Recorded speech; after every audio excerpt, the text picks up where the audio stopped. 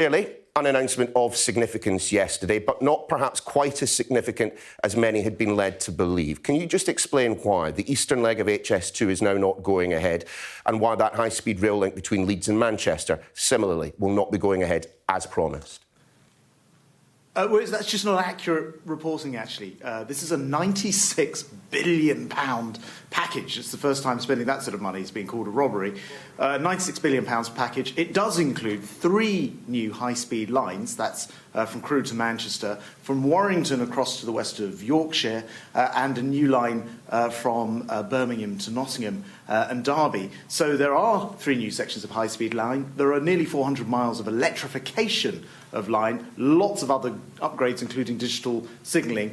And actually, the thing that will matter to people in the end is if you are in Manchester, which is where I am this morning, you'll have a 33-minute journey across to Leeds. If you're in Bradford, you'll have a 12-minute journey to Leeds. So we're talking now about some really fast journey times due to this multi-billion-pound package of upgrades and spending and high-speed lines. I mean, I might be forgetting things, but the Prime Minister, to my recollection, stood in Manchester next to a train and said, I'm going to deliver on my commitment to that vision with a pledge to fund the Leeds to Manchester route. You yourself, at a policy exchange event 6 months ago, said, we are going to complete HS2 and include HS2 on the eastern leg to Leeds. Those were both promises made by you and the Prime Minister. Those promises have not been fulfilled. Why not?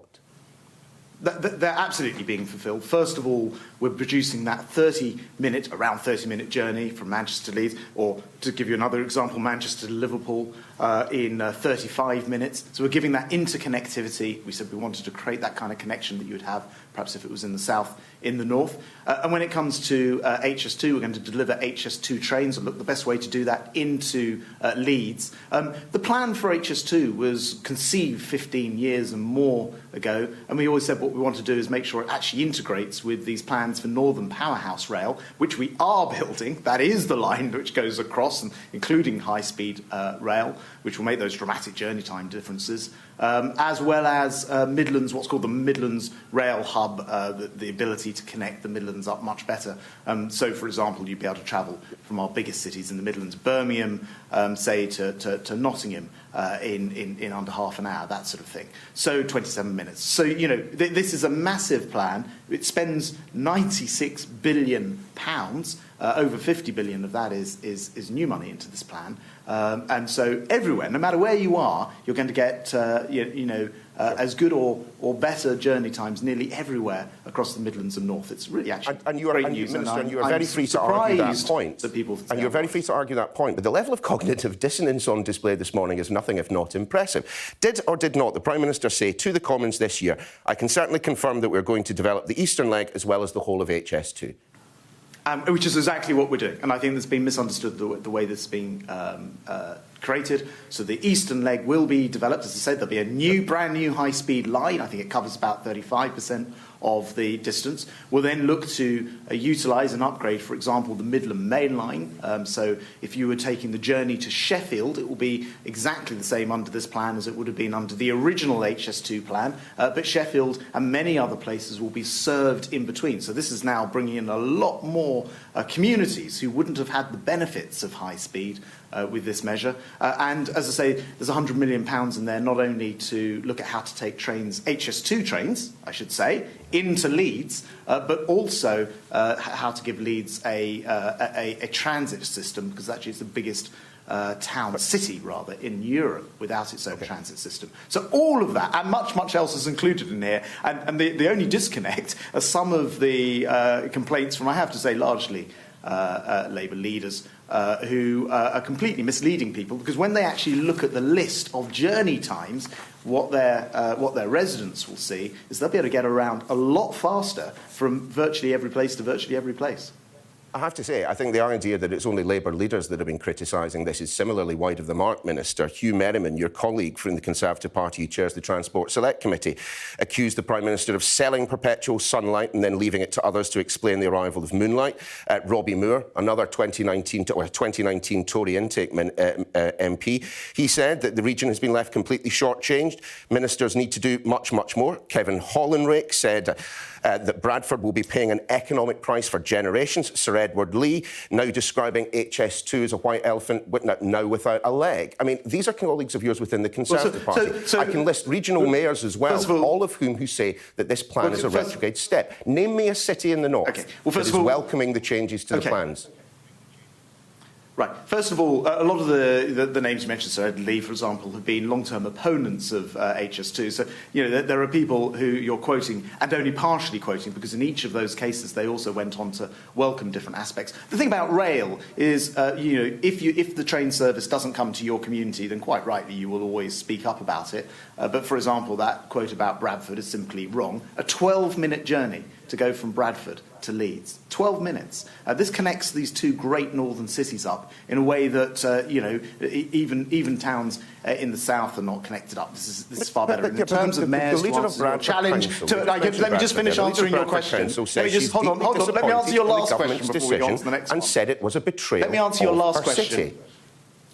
You asked me the last question. Let me answer it. Name you some mayors. You said you gave me the challenge. Yes, I was with Andy Street yesterday. Birmingham, a big winner in this. Nottingham, a big winner. Derby does very well. Anything north of that? Mayors yes, of course, Ben Houchen, who I spoke to yesterday about this. That's HS2, according to Ben Houchen, is now a waste of money and should be scrapped. Billions of pounds.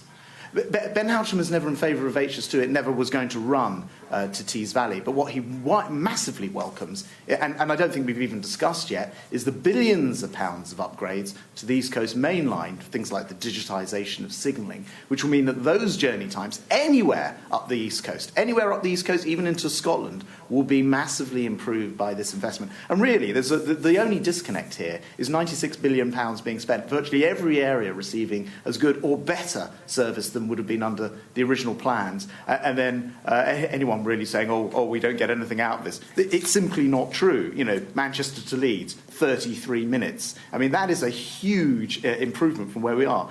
You know, Manchester to Liverpool, 35 minutes. These are massive improvements from where we are at the moment, and they complete a Northern Powerhouse rail, which includes high-speed lines.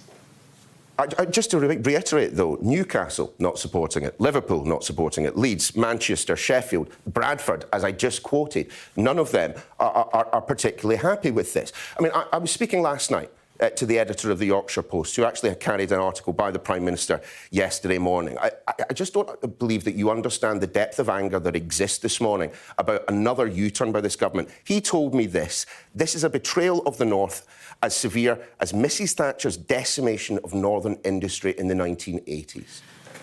Well, look, I mean, if you are in Newcastle, then be aware that rather than it taking 81 minutes, so an hour and 21, it will take an hour and a quarter to get from, say, Newcastle to Leeds, and that's without taking into account the massive advantages of the electrifications further south as well, and the digitisation. So this will have been the only the only time in history where massively improving everybody's rail services would have been counted as a betrayal. It's a strange approach, but if you live in those areas, I urge you to download the integrated rail plan rather than listening to what these people are saying. Download the integrated rail plan. Pages 18 and 19 will list your town or city, and it will show the speed of improvement for the journey that you'll now be getting. And if you still feel betrayed by being able to get to other places much, much quicker, then you probably will agree with whoever said that. Otherwise, you'll probably be grateful and happy that you can get around much, much faster because of this enormous investment. The problem, though, with what you have just said about ignoring these people, you know, the reason it's difficult for people to ignore them is because they've elected them. But just on the point of increased speed, the Prime Minister said yesterday, in virtually every station along the line, it's either faster or the same. Your own document lists 28 routes. By my counting, 5 have faster journey times under the new plan, 4 have the same times, 19 have worse times. You know, 5 of those are within 10%, so you could say that they're similar. So just in terms of the assertion that everyone along this line will be seeing speedier travel, I mean, that's just a lie. I don't recognise your figures. I've got 2 pages here. You can see I've torn them out of the report. It lists a lot more places than you just mentioned right off the bat. So I don't recognise what you're saying. Virtually everywhere gets much better services than was envisaged under the original HS2 plan, which, as I say, other than the fact it's sort of obviously ripped through the countryside, there'll be an awful lot of people this morning who will be relieved.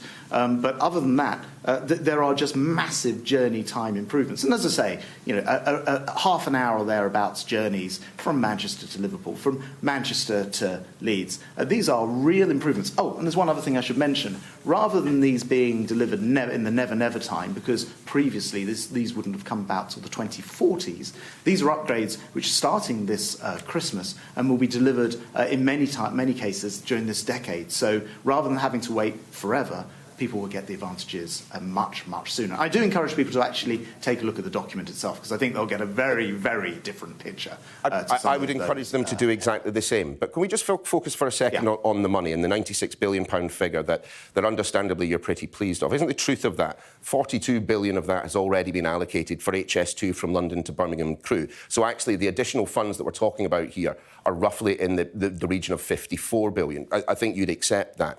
But actually, and we're upfront about that, and we say that in the document, yes. Great. Estimates vary, but with the full HS2 and NPR network, as you previously promised, we were looking at perhaps as much as 185 billion. Now, you may well contest that figure, but it is a statement of fact that as a result of the U-turn that you and the Prime Minister performed, tens of billions of pounds less will be spent in the north.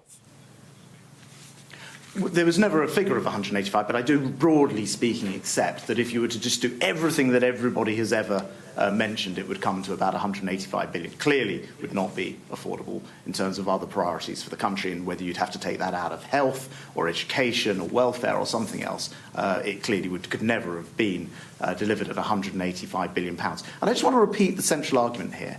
First of all, when you look at the figures, wherever you live in the country, if you're in the Midlands or North, take a look at what your journey times will be. You'll see they're likely to be at least the same or largely much better than they are today, with really quick journey times. I've mentioned things like Bradford to Leeds in 12 minutes, which I think people will massively welcome. The second thing is, you won't have to wait until the 2040s to see these improvements. These improvements will start coming much faster during this decade. And again, I think that matters to people more than some dream of something which may never, ever occur, or in so many decades' time, and as you rightly point out, would bankrupt the country in the meantime.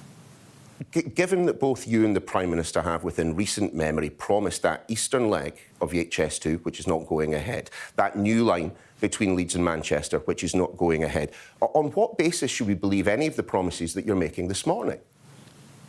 OK, so we are building, just to correct you again, we are building more HS2 line on the eastern leg, so from Birmingham eastwards towards Nottingham to Derby. By the way, unlike the original plans, it will actually go town centre to town centre, so those are more journeys that dramatically speed up. They're actually faster between Birmingham and Nottingham, Birmingham, than you would have had under the original plans. And then with the upgrades that we're doing, the Midland Main Line, all across the East Coast, the journey times to many of the locations are identical to the ones that we would have had with sort of full-fat HS2, if you like, so Sheffield, for example, in about the same time.